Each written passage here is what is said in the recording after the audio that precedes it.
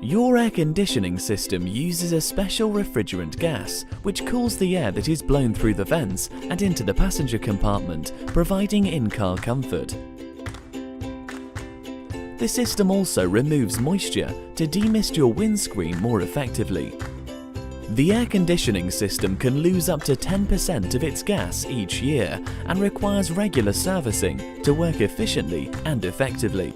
The aircon system is lubricated by a special oil that circulates through the system with the refrigerant gas. As the gas level decreases, critical components such as the compressor don't get lubricated correctly, leading to potentially expensive repairs.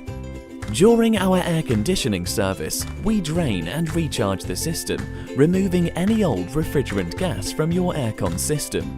We then check hoses, filters, belts and connections, and make sure the compressor and condenser are working correctly. A vacuum test is performed to ensure there are no leaks or damage in your air conditioning system that could cause the gas to escape. We then recharge the air conditioning system with the correct amount of new refrigerant and oil. The service also includes a system debug to clear bacterial buildup from within the ventilation system, which will remove any unpleasant odors. Following your air conditioning service, you can be confident that the air in your car is clean and that the system is working efficiently and effectively.